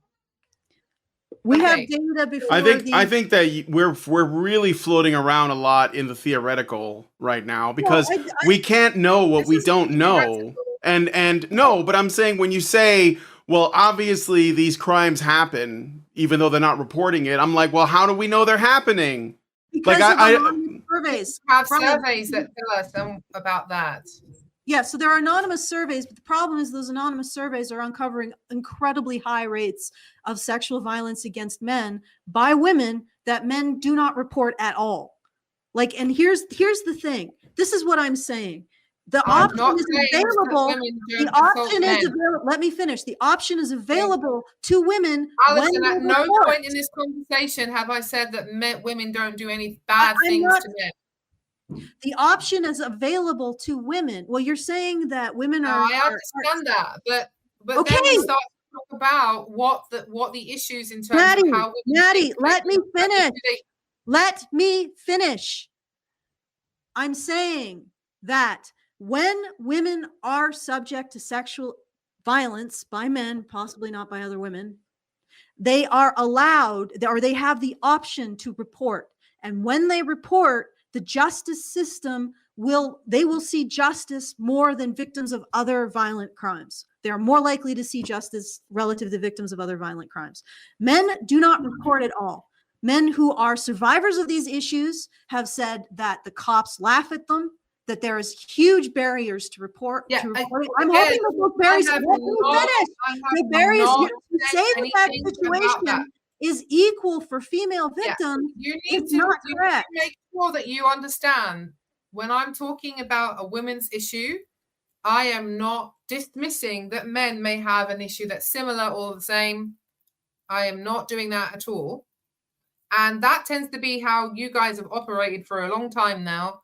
That you think automatically that's what a woman or a feminist or whoever is doing. I'm not doing that. You're saying that wait, when you both talk, nobody can hear. All right. Okay. But you are. But this is a digression because the original statement. It's not a digression. We can go back to. We can go back to the original example. The original statement the original statement was that I said women are not held to account in the same way that men are held to account. And I used the example of sexual abuse. I mean, it's patently obvious and inarguable. A woman cannot even be charged with rape in the UK for using sexual violence against a man. In fact, statutory rape may not even really exist when a woman in the UK has sex with an underage boy. Like that I've looked at the statute. It's like they can't, I don't know what they call it. It's almost like it doesn't exist. So the situation is that in the law, women aren't held as accountable. Now, in practice, are you trying to claim that women rape, as in statutory rape, rape the Yes. same rate as men or Yes. more? I have been Yeah, have no, you not I mean, followed? Like that is literally, complete Daddy, you nonsense. just demonstrated that you have no Nonsense. idea of what I do. I as an do know advocate. what you I have know been because advocating I for used Wait, to wait. do the One. men's rights years. activism. I know Let. that you misrepresent data as well. Okay. I'm sorry, you do. Allison. You have done numerous times, and it's been pointed out to No, you it has numerous times by not. people. It has Yes, not it been has. correctly pointed out. And here's the problem. When we're talking about a conclusion, So that's why like- in this conversation, I've tried to be like, look, the worldview that you have can I finish? operating Because from, you are where wrong. it came from. This That's why. this information Because you're is not going not to be honest about incorrect. the data at all. I'm sorry.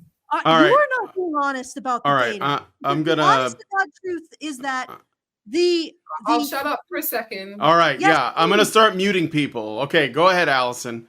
Finally. Let's Okay.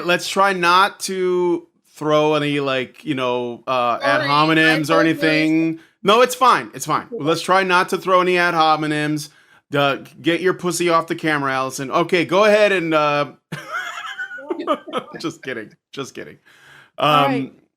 Go ahead. So the data, and first of all, this is something I've talked to.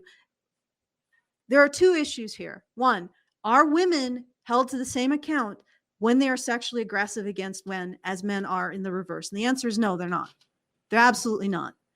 Okay. Doesn't matter if we look at prevalence. That doesn't matter. That's an issue of rates of sociopathy plus abuse, unaddressed abuse in the population. That's what prevalence relates to. Now, the second issue is the science around who is doing what. First of all of the statistics that I've seen that have shown a greater rate, or most of them, at least if they're not feminist, have said that they do not know if the greater rate of women reporting is due to an actual situation where women are experiencing more, or if it's because of all of the barriers to men reporting.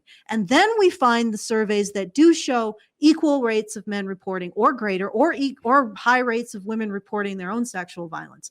Now, what is that situation? You can't just ignore the fact that we have methodologies now that find equal or greater rates of male victimization. You can't just ignore that. When you are asserting that women are the primary victims of something, you are making an assertion. You are actually making a causal hypothesis. And that causal hypothesis is that being a woman equals a greater rate of being sexually victimized. Now, if you find data points that oppose your causal hypothesis, you can't keep asserting it, period. There's no way you can keep asserting it honestly. That is what I'm saying. We are not going through the data right now, are we? Yeah. No, because we've gone for a while, so like almost 2 hours. And I don't know. Like we can, Natty, if you're fine with it, we can have you back on and talk about whatever you want. I don't know if Allison's fine with it, but I have about 30 points that we could discuss. And yeah, we could go through a bunch of stuff. If you want to send me the links of the data that you're using in advance, and I can. You already said that they've been discredited, so you already have them. All right. Yeah. So I mean, I have seen some stuff before, but I don't know what exactly you're talking about now. It doesn't matter how many there are. There are a sufficient number to indicate that your hypothesis has to go back to the drawing board, and you shouldn't be directing policy. There are other ways that I can bring up now that will indicate to you, indicate to the audience or whatever that this can't necessarily be true overall, right? One of them would be porn usage, for example. Okay, so 60 to 70% of men use porn on the regular, and women between. Allison, let her finish. No, it's okay. Let her finish. Go ahead, Natty. That's one example that will demonstrate to you the levels of urges of sexuality and the kind of like prevalence of how often men need to have sex or watch people having sex, and then you start to talk about what they're viewing and how rough and aggressive that sexual act may be, and what that may tell you about what it is that they primarily want. If I may or ask, how are we defining porn in this instance? Out of curiosity, because there's a lot of stuff that's borderline out there, but I just want to know. Well, I'm talking about watching people having sex on the internet, not just looking at naked pictures of ladies and men. Well, how about also written pornography? Does that not count? You mean like sex books about sex and stuff, like a Mills and Boon book, or Literally 50 Shades of Grey? Yeah. 50 Shades of Grey. Well, / fiction. 50 Shades of Grey, and as an example, is the BDSM story where the woman is pretending to be a victim of, being giving consent. What does porn have to do with the thing is that I'm it has to do with it, Alison. I'm talking about actual stats on the rate at which people. Okay. Let me give you an example. No, you know what? This is nonsense. The prevalence uses porn has nothing to do. You're like, I dismiss the rate at which people reveal that they've been sexually abused. I'm going to talk about porn to approximate what? Nothing. Like you cannot be presenting this idea. Didn't have a question. You cannot honestly be presenting this idea that stats about the rate of porn use has more relevance to the rate at which men and women are subject to sexual abuse than the statistics related to men and women revealing how much they're subject to sexual abuse. This is nonsense.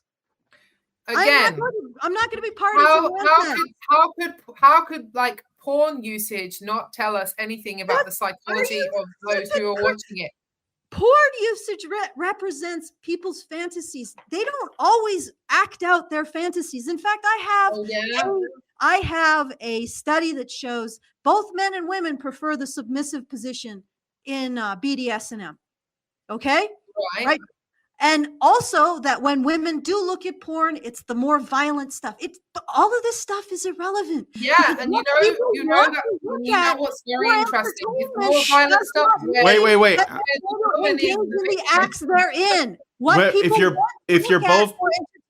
If you're both talking, entertainment does not mean they're going to engage in the acts they're in. Let's look at what they say about what they've experienced. Oh, shoot! My port. Oh my God. Okay. At least I'm not the only one that got interrupted by something. Yeah. Well, we should. I think this is like another conversation. We should. I don't think we shouldn't have it, but I'm saying like this has been going for 2 hours, and I'm getting hungry, getting a little hangry, and I don't even know what we're gonna do with the X space. Nobody's in it. So. Oh, and no one's in it. I mean, NQCell is in it. I don't mean to disrespect, bro. He's been chilling in there. He's probably fine. But I don't want to like make this longer. But I would say this. I think we should put a pause, maybe do another one. If Natty's okay with it, we can set another day and talk more. I think this is a fascinating conversation. I hope that you guys are enjoying it as well. It's like the only reason why I want to do this was because I wanted people to have these discussions. I will say that I don't think it's, and this is like just a little critique, I don't think it's fair to hold us to like your disagreements with Peter Wright have nothing to do with us, really. Like if you disagree with him, I don't know everything that he's written. I don't read his stuff. He's DM'd me a couple of times. I think that the term gynocentrism is really overused. That doesn't mean that I don't think there's something there that is worth talking about. That's always been my position. And I don't even use it that much, the term myself.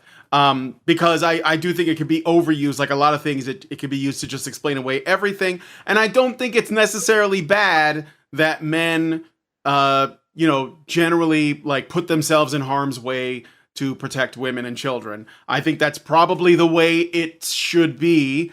And that's okay, right? And so, but I would just say that in the future, if we're going to discuss gynocentrism, that's fine.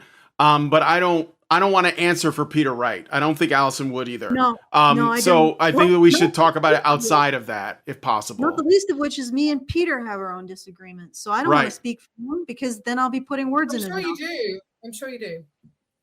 Yeah. My response to that is that he was the one who popularized this term more than anyone else. And so anyone's using it is in reference to what he's put out there. Yeah. And I also know that he generally avoids confrontation. So I'm sure that you've probably tried to call him out multiple times and he just doesn't respond to you. Have a live discussion with Peter. Yeah, I'm sure. But instead he probably likes to try and put messaging out there that gets people to attack me or others and smear them in. Well, again, I don't think we should answer for any of that either. I know there's a lot of people on X that, like they have their clicks and all that. I don't do that at all. I just stick to this because I don't know anything about it. So again, I don't know anything about the flying monkeys. I know that there are flying monkeys, but I don't deal with that at all. Yeah, I wouldn't say that Peter is engaging in any of that. No, he doesn't do the dirty work himself. He gets I don't even think he's actually even inciting anything either. From my conversation with I don't think so. I think that this is just people who are upset with the things that you say on Twitter. There are some people that are terminally online, maybe. I don't know. I mean, I think that you could, pick your battles is how I see it. So yeah, pick your battles. And the thing is that there are all kinds of people on Twitter who will get upset at what you say and have strange. Yeah, of course, that's what Twitter's like, or X even, as it's called now. Yeah, I think you guys are being disingenuous about that, but I'm not going to labor that point. What do you mean disingenuous? I'm saying what I observed from having a closer association with Peter Wright. I do not think that he is in any way responsible for sending flying monkeys towards you. I don't think he thinks about you enough to do such a thing. Like, honestly, I'll be really honest. I haven't claimed that he thinks about me all the time at all. I'm not claiming that. Yeah, but he would have to in order to.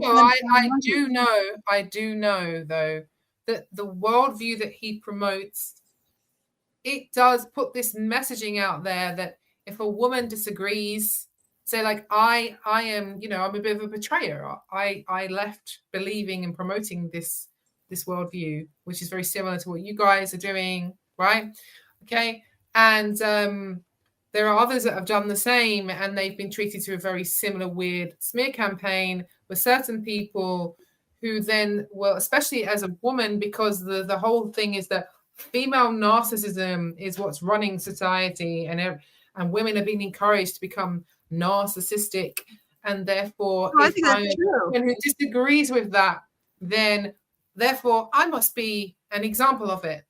Right. Well, I mean, yeah, but you do the same thing, Natty, when you talk about how people have these mother issues and they advocate for men's rights. Like, I don't diagnose people with mental health conditions based on the fact that I don't like them. I might say, you're probably using the colloquial term. You may have an issue with your mom or your dad. That is not the same thing as claiming somebody's a psychopath, a sociopath, a narcissist, personality disorder. These are, as what would you call a threat narrative, or they could also be using the colloquial term for narcissist, because if women are being encouraged to become narcissists, that's not clinical narcissism. Clinical narcissism is a result likely of the use of that term narcissism now is done in a deliberate way, where I could say something like that was narcissistic, or saying that in that way sounds narcissistic, and then someone goes, well, that person's a narcissist, right? And then immediately there's this association that they have narcissistic personality disorder, and that they are therefore in this category of being insane and crazy. And then immediately you are to just dismiss that person. And I don't. I just, again, I talk about what would you call that in I talk about people's I talk about people's logic and reason. You know, you're right. There's no point bringing it to the area. Oh, we've got mother issues. Everything comes down to logic and reason because that's the place. Not everything does not come down to logic. You set aside your aspirations against people's character. You set aside your emotional tools, and I try to stay faithful to the fact that I understand that those two things are like you want to keep the weapons for yourself, but you don't want other people deploying them against you. No, but regardless, I really need to get going. But I understand you need to get going. I'll just say a couple of comments. As I said, the idea that the West is gynocentric, as far as I'm concerned, comes from a framework and a theory that is anti-Christian in nature, and particularly is an attack on what the Theotokos did, or what, even if you don't agree that she actually existed and you're not a Christian, you can at least acknowledge that the archetype, or how this transmuted in the culture, in the influence on women in our culture, is what he's saying in the theory. And I'm saying that he popularized the use of it, okay? We have the entire right wing using the term at this point, right? Okay. Well, but even if he popularized the term, deny the origins of the term, where they come from in the first place. So what? The reason why it's important is because when you actually go through an analysis of it, it turns out it's historically revisionist. And it's just not true. No, this idea that women were not expected to be self-sacrificial. Well, okay, let me explain why I'm saying so what. Medieval period is quite obviously bunk. Let me tell you why I'm saying so what. Paul Wright may have popularized the term. Peter Wright may have popularized the term. I mixed them up with Paul along. May have popularized the term, but what his hypothesis is where it comes from. And he actually is in opposition from the evopsych people who believe that gynocentrism is innate, right? I know. He thinks that it is cultural, right? So that there is a schism there. So there's a whole bunch of people who disagree with him on the innate versus cultural matter. Now, none of this is relevant because what he has brought is where he thinks gynocentrism starts. He doesn't even think it started with Marianism or Mary. He thinks it starts literally in courtly love. Now, all of that, again, is so what? Because gynocentrism itself... Those things are going at the same time, if you remember. Gynocentrism itself derives its power not from Peter Wright's idea of where it came from, which many people disagree with, by the way. It derives its power from observable studies and statistics. Okay? That's why people believe it and talk about it. No, it's not why people believe it. No, well, they certainly don't, because those people that listen to this idea that the West is gynocentric, they don't believe it because they've taken in statistics. They believe it because there's something about us as humans, as fallen humans. Now you're impugning. Now you're saying my enemy is subject to emotional reasoning, therefore they're wrong. You see what I'm talking about? That you want to keep the weapons for yourself. But you want to keep the weapons for myself. People are saying that you say what and believe what you believe. I haven't even got to finish my point. Anyway, listen, we need to go, Alison. Because they hate women or whatever else. Let's set aside all of that rhetoric and just bring it down to what the studies show. That's why we do that. Again, I don't agree with you that studies show that men, I'm going to hold you to that, and we will go through every single one next time at the you same rate as women. That one in particular, that I know that's one that you've used. I've seen that one before, and that one is definitely misrepresented by you for sure, right? You mean the CDC, the Center of Disease Control? Like the only difference between what I do, actually, you know what? I shouldn't even have said. Which one are you talking about? Because I do multiple. Okay, don't you need to go? No. Yeah, feel free to tell me which domestic violence survey I misrepresent, because I do a whole bunch. Let's come back to this, Alison. Seriously, it's been 2.5 hours almost. Well, we'll revisit it let's just let our let's all Actually, cool. I want to revisit this whole thing, like gynocentrism and all of the stats and studies that support Sure. it. Yeah. In literature, it's actually Alright. called "Women Are Wonderful." I think I I know. I think that could be worth taking a look at.